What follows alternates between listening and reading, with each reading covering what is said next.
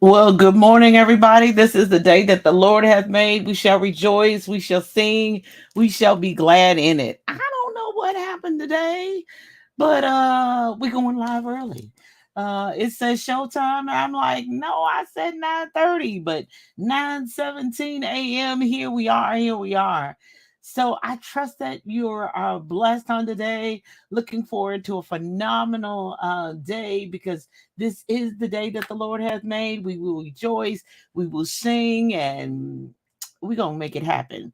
And we're going to make it do what it do. So today we want to talk about site checkup, year-end site checkup, kind of a year-end closing out checkup. What do you see?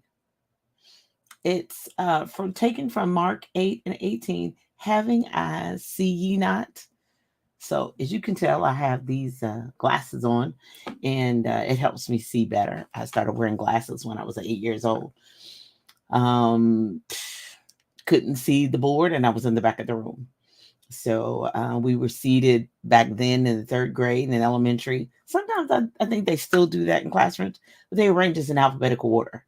So if the A's is in the front, and depending on how many kids are in that row, and then if it's A, B, and C, then the D's, and by the time the F's, because my maiden name's Forey, by the time I'm in the back of the room and I can't see, and so I'm writing down the wrong.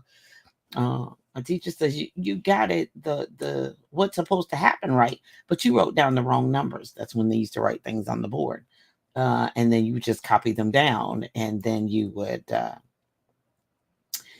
do the math problems and get the answer or not get the answer. So for me, I was getting the wrong answers because I had the wrong problem down. Now that's a word for another day. But for year end, or coming to the end of a year, and yes, if you're joining me, thank you for joining me because I'm on a little bit early because me and StreamYard weren't talking the same language today, but I'm on. And so, what do you see? So, what do you see for yourself? What do you see? What not what these eyes see? Because I hadn't been because we couldn't go to doctors in person, so I hadn't been to the eye doctor in 3 years.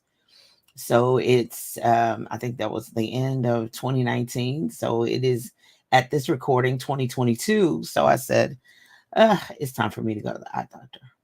I'm 59. I'm not ashamed of my age. And I've worn glasses for over 50 years. So, I know when it's time to go take a look at the eye doctor, and just have a conversation like, where are my eyes? Where are we at? I have the beginnings of cataracts, but they're too small to have anything done. So ooh, that's not fun to think about having surgery in your eyes. But I'm like, okay, good, we can put that off a little bit longer. Yay! But but what do I see? I'm really looking hard because, as you well know, with me, I've probably been, and welcome to everyone, but I've been looking and praying and preparing and studying and watching other people and getting coaching in different places, I promise you. And I'm thinking, what is next? What should I be looking at? What should I be focusing on? What does my body say? What does my mind say? What does my passion say? What do my books say? What do my clients say? And so, what do I see? So, having eyes, see ye not. Some people don't see, they're blind.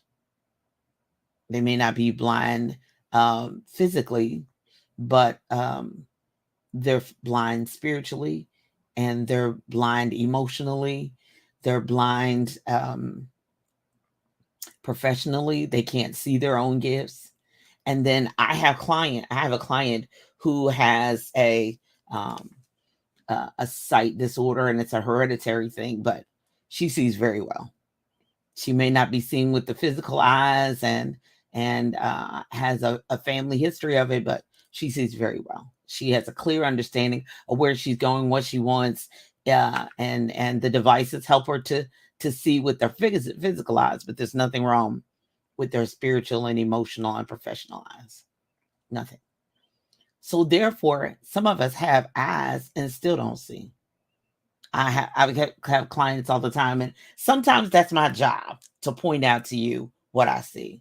I point out gifts. I can point out abilities. I can pull out um, talents and businesses and things that you don't even see. It's right there in your hands, in your arms, in your pockets. It's coming out your mouth. It's in your head. It's in your heart, but you don't see it. So, some people have physical eyes that see very well, 20/20 vision, don't even wear glasses. Some people didn't start wearing glasses at 50. I started wearing glasses when I was 8, but they still cannot see. So I went to the eye doctor the other day for my year-end checkup, and he said, you may think your sight has changed, but according to our equipment, and they dilated my eyes. If you've ever had your eyes dilated, you know what that feels like. They put drops in them, they numbed them, they did everything to try to see any problems that were with my eyes, any issues that were going on with my eyes. Had those cataracts that they saw 3 years ago, they were really small, but have they grown? Have they increased? What has changed with my eyesight? And they said it was still the same. My prescription, what they prescribed for me, was still the same. It had not changed.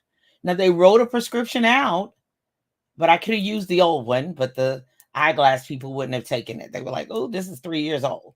What's your current sight now? What are you seeing now? How are you seeing now? If I do get new glasses, what should the prescription be now? So I'm asking you, it's a year-end checkup. What do you see now? What do you see for yourself now? Because what I saw for myself at 55 when I walked at that front door is beyond anything I could ever imagine. God knew it, but I didn't know it. When I graduated from college at 22, I saw things for my life that I couldn't even imagine at 59. So I had to ask myself, for me, for my clients, for my business, for my husband, for my family, what do I see now? God, show me what I'm supposed to see now. It's the famous scripture in the Bible. Open thou the young man's eyes. Yeah, I still think of myself as young. So open thou the young woman's eyes, the young person's eyes, the old person's eyes, that they can see the gifts and talents that you have, that they may see the strategy that you have for them, that they can see the gifts and talents and the abilities, that they can see that this depression and this low self-esteem is killing them, and they've got to stop it, even if it means going to a therapist and seeing a psychiatrist, even if it means going to the extreme and cutting out people. What they see for their life, you don't see the end from the beginning. Only God can do that. But you realize what you're seeing right now, this ain't it. I made drastic changes in my life based on that phrase alone. This ain't it. Now, I don't know what it was and where it was going to take me and what it was going to take to get to it, but I knew this ain't it. So you have to ask, that's a personal question. You have to ask yourself, what does it look like? Is this ain't it? Then what is it? So, one, do you have to go back for it? For you to see what you should have seen before, and you said no, and you let life happen, and you let people talk you out of it, you let a man talk you out of it, you let a woman talk you out of it, you let Big Mama talk you out of it because she saw something in you that she wanted and she didn't get, but ouch, I know. Or, you let a teacher talk you out of it. If I had listened to my 5th grade teacher, I would never have written 71 books. If I had listened to, and 79 and the other 8 I co-authored, I would have never done it. I hate your handwriting. It's too big. It's too loopy. Now I don't even rely on handwriting. It's technology. It's typing. So what if I had allowed that one thing to stop me from the degrees I have, from moving forward, from one comment so many years ago, and what somebody else was looking at my handwriting stopped me from where God really intended to take me. Now, did I know I would be here? Did I know I would be doing this? Or did I know? No, because the technology wasn't even invented yet. It might have been thought of, but it wasn't invented yet. But what do you see? Where do you see yourself? Where's your comfort level? Not complacent comfort. I mean, oh, I'm in my zone. Oh, I love what I do when I do it. It's not easy. I make it look easy, but it's not easy. But what do you see? Having eyes, see ye not. Having ears, hear ye not. You got eyes, but you can't even see. You can't see what's right in front of you. You know, and I've done that. At 59, I've walked into a room looking for something and keep looking over it, keep looking around it, keep looking over top of it, and it's right there. Mama said, if it been a snake, it'd bit you. If it a bug, it'd bit you. Because sometimes you're seeing, and this one's another one when you're seeing. Sometimes you're seeing what other people are doing, and you think that looks so great, but they have the grace to do that over there. You have been given a measure of grace. Grace and mercy we receive every day that we wake up and we're alive. But what's your grace? What is the grace for what God gave you to be able to see? That may not be glamorous. It may not be on the main stage. It may not be up front. It may not be, ooh, and they just always just look so glamorous. Well, do you know what it takes to do that? Do you know what it takes to be that? Do you know what it takes to accomplish that? Do you know what it takes to be in that relationship? Do you know what it takes to raise that child? Do you know what it takes to do that job? Do you know what they have to do to look like that every single morning when they wake up? Do you know? Well, since you don't know, you can't get envious, you can't get jealous, you can't look and see what somebody else is doing and thinking, I want that. And you may not have the grace. You may not have the stamina. You may not have the ability. Yeah, you can learn it. Oh, I can do as good as them. Yeah, baby. But there's a lot more that goes along with that. There's some integrity that goes along with that. There's some sleepless nights that goes along with that. What you see other people doing you might not have the grace for it. They may bend but don't break, but it would tear you down. You'd be in a mental institution. You would be under the bed and wouldn't come out because you don't have the grace for what you're looking at somebody else has. So Lord, give me the eyes for what you have for me. Give me the eyes to see the plan you have for me. Now I know God's good at telling you where you're going, but he's not really good on the details in the middle. Because sometimes the details in the middle will make you stop and you won't keep going. But Lord, give us the eyes so we can see. Give us the eyes. I was thinking back when 2020, I had this whole rollout and I was doing it. I got the graphics to prove it. 2020 vision. It was the cute little glasses like this one. And I had 2020 vision. What do you see? Ooh, what's going to go on? Who knew the horrors, the loss, the death, the division, the arguments, the discussions, heated or otherwise, the stares, the things that would happen that we would see in 2020. Because we're thinking, ooh, it's a new decade. Hey, it's getting ready to be on. We're getting ready to get into the 2020s. But who knew what the 2020s would be? Who knew how the 2020s would end up and start out? So what do you see? God, open up your people's eyes. Open up my brother's eyes. Open up my sister's eyes. Help them to see what you have for them. Help them to see themselves. Because we may need to make changes in ourselves. And it's not necessarily, they're just doing such horrors and sin. No. Some of that you're doing that's prohibiting and limiting you is just your own belief system. I can't. That'll stop you in your tracks right there. You won't be moving any further because you say, well, I can't do that. Really?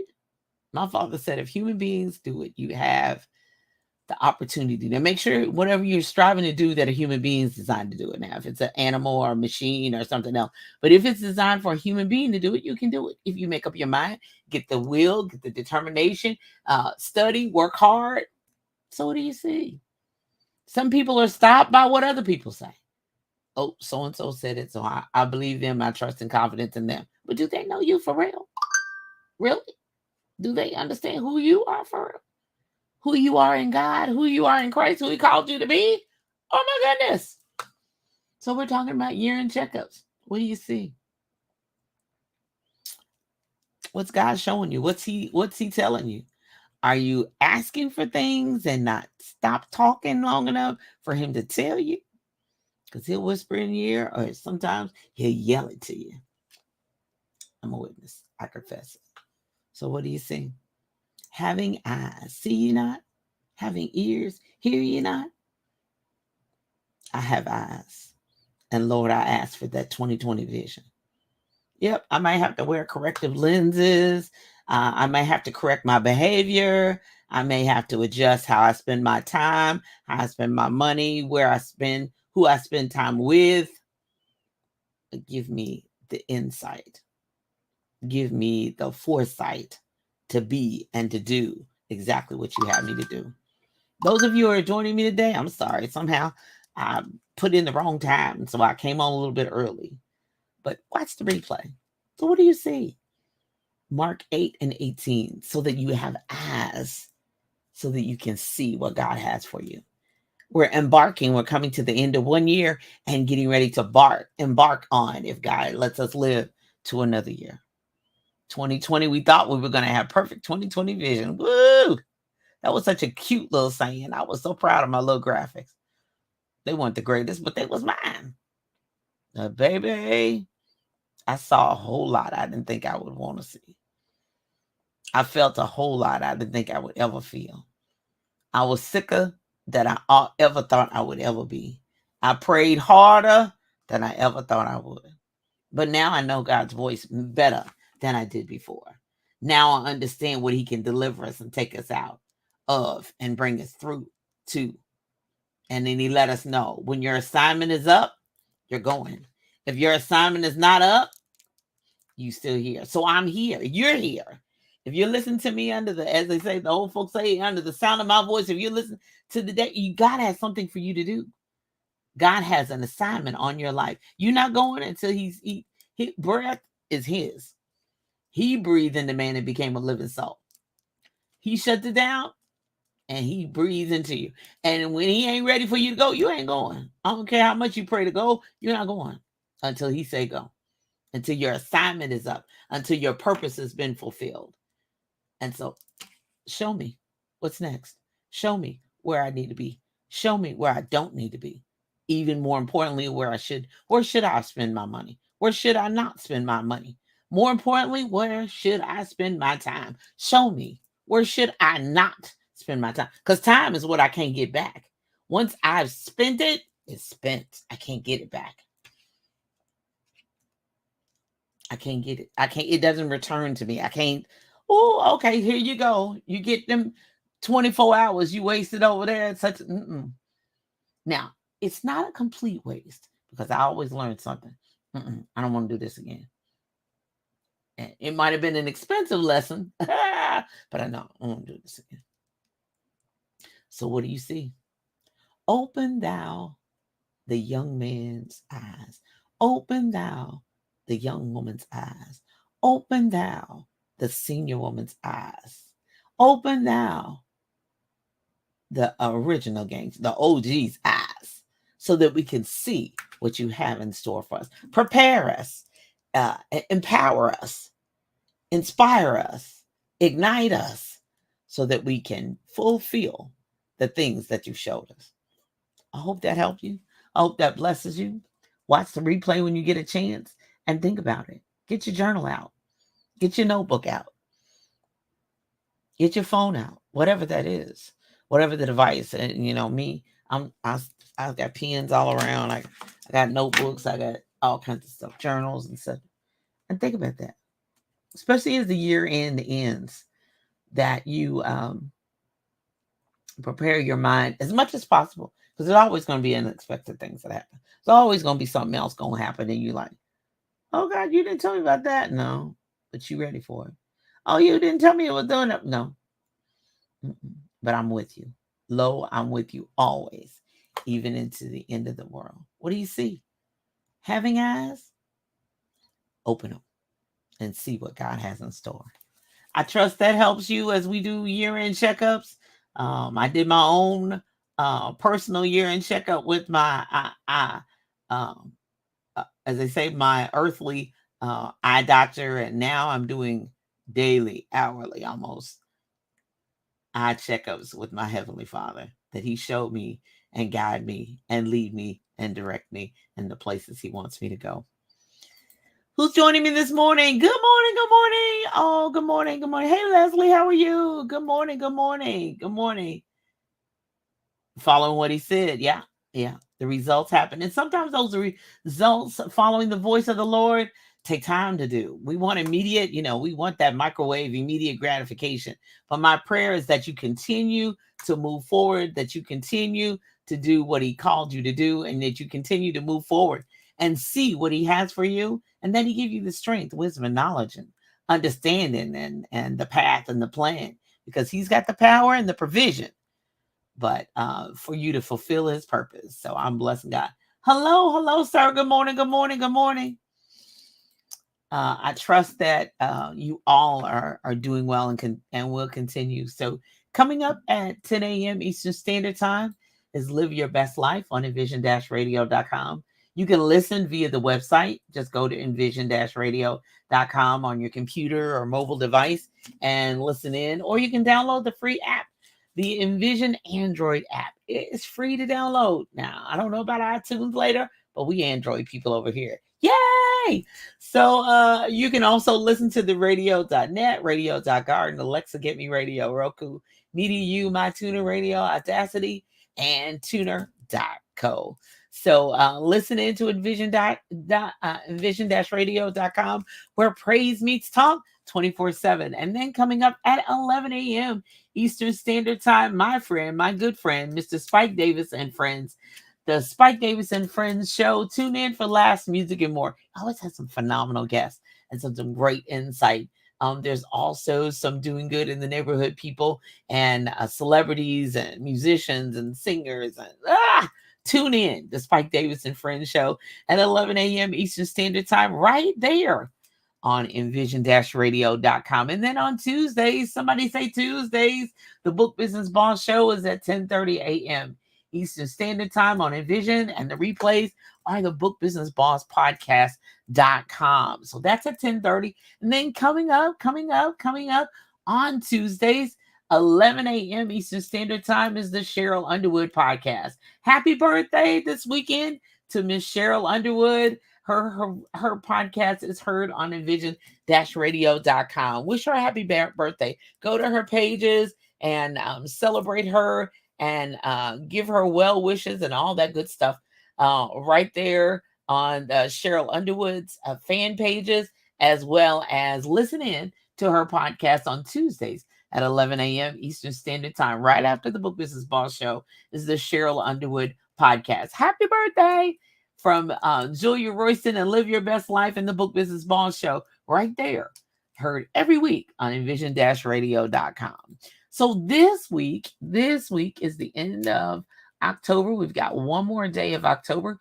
Then we're heading into November. So November 1st, I will be at, no, that should just be the 1st. I'm not going to stay there till the 11th. I am only going to be there the 1st. And let me change that right now. So I will be in Indianapolis, Indiana. Yay! So from 11 a.m. on, I will be in Indianapolis, Indiana at a Books, Gifts, and Knowledge.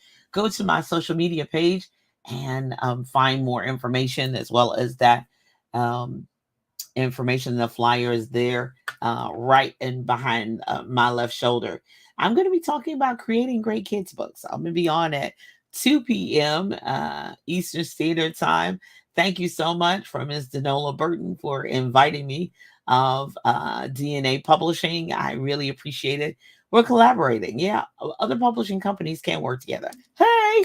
And I appreciate the invitation. I'm going to be talking about creating great kids books, Indianapolis, Indiana. Visit my site for the flyer to get more information, but I'll be there on Tuesday, November 1st. Then I'm busy this week.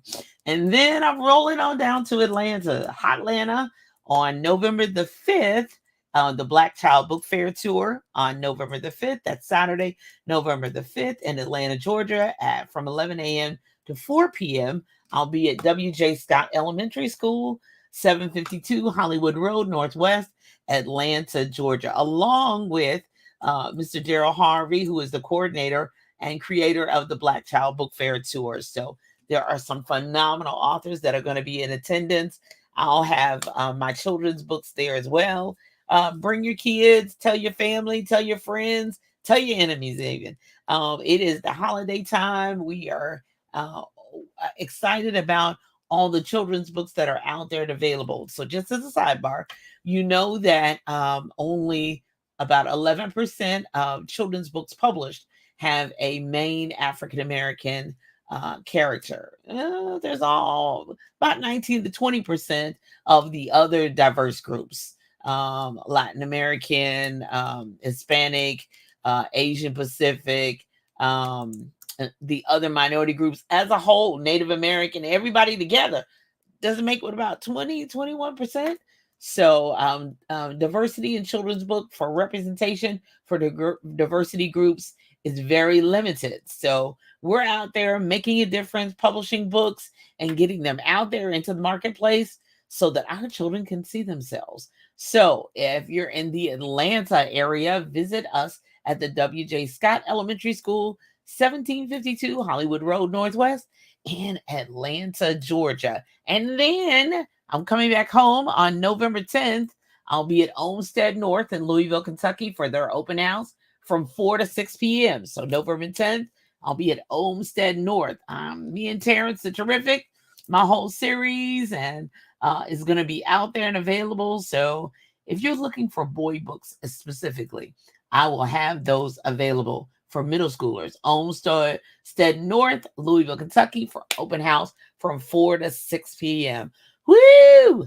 By Thanksgiving, I'm gonna be asleep at the Thanksgiving table. Speaking of the holidays, if you wish to support the BK Royston Foundation, visit bkroystonfoundation.org. We are gearing up for our book giveaway for underserved and underrepresented communities. So if you would like to help us, BK Royston Foundation is a 501c3.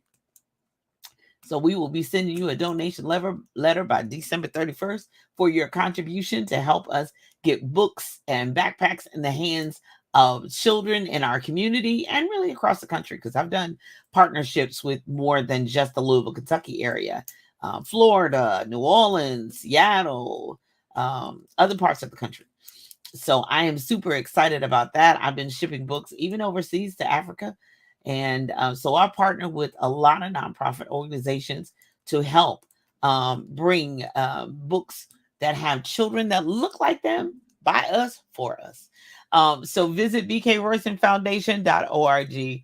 I'm Dr. Julia Royston, helping you get your message to the masses, turn your words into wealth, and be a book business boss. Is it virtual? No, it is in person this time. I am planning a virtual book fair that'll be coming up in December. In the December. So look for it early part of December so we can ship books to you in time for Christmas. So be on the lookout. But that Black Child Book Fair tour in Atlanta is in person. Bring your mask, bring your hand sanitizer, all that good stuff. But let's enjoy celebrating books and supporting authors in our community. So I trust that you have an awesome and phenomenal rest of the day. Enjoy your day the rest of this month and heading into the next month. What do you see? What do you see for yourself? What do you see for your family? What do you see for your future? Be blessed and have an awesome day. Bye-bye.